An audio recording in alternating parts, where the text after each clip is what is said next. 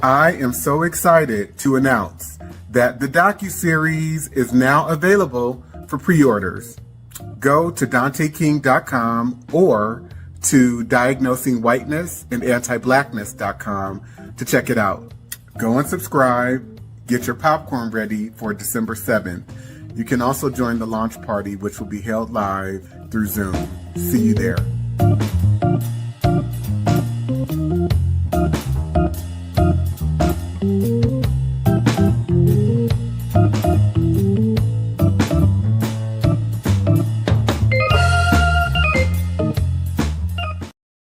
The book surprised you the most? A whole book. The whole book. Because I thought that I knew a lot until I read that book and realized I didn't know anything. There was a lot to learn and a lot to still be discovered. I'm still processing it. I can see things now that I didn't see before. And it's all because of the book. I love that. Jules? So much of the book really opened my eyes to things. The Casual Killing Act, the legality of rape. And then one of the other parts was the housing covenants and the covenants that were allowed. And growing up in the Bay Area, St. Francis Wood, for instance, is a highly coveted place to want to live or want to strive to, right? I was a child and I'd passed through St. Francis Woods and it was something that you feel could have been attainable. And then as you read Dante's book, you realize it's attainable for white people. It's not attainable for me. It's not attainable for you. Not in the way that you think you would be able to attain certain places and spaces. You are written out of that legally. Right. And Alicia? What really stands out to me is the 1850 Fugitive Slave Act, which describes so much of how white people operate in terms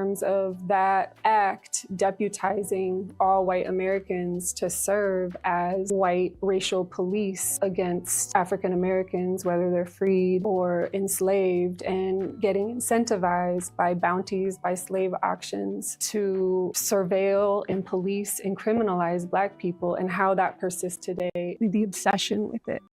We're free. We're not on plantations. We're not indentured servants. Well, that's We're unfortunate. not slaves. Yeah, I know. Yeah. That's such an unfortunate mindset. Again, it's rooted in low standards too, because your starting point, as it pertains to Black people and freedom, is one where people are bound, shackled in chains, being subjected to rape and pedophilia, and stuck on agricultural plantations. And so we don't necessarily consider, for example, the public health institution or, my job at Google or my job as an attorney at this law firm. We don't consider these corporation plantations where white people have benefited for centuries, and yet we still are subjects of servitude in a system that's based on feudalism. So therefore we have developed false impressions, I guess I would say, and low standards and low expectations around how we define and deal with freedom.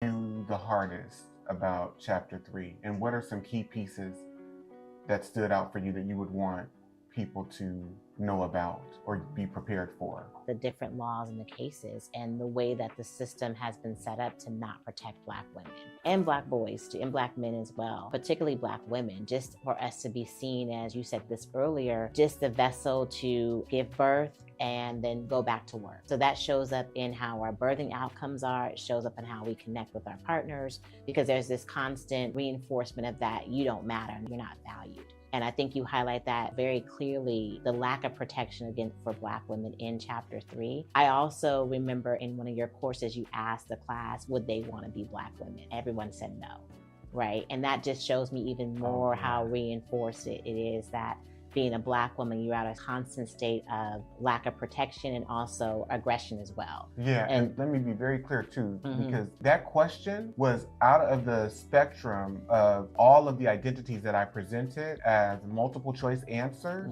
Who would you not want to be? Yeah. And 100% of the people said, I would not want to have been a Black woman. Right. I would not want to be right. a Black woman. Right. I am so excited to announce that the docuseries is now available for pre-orders. Go to DanteKing.com or to Diagnosing Whiteness Anti-Blackness.com to check it out. Go and subscribe. Get your popcorn ready for December 7th. You can also join the launch party, which will be held live through Zoom. See you there.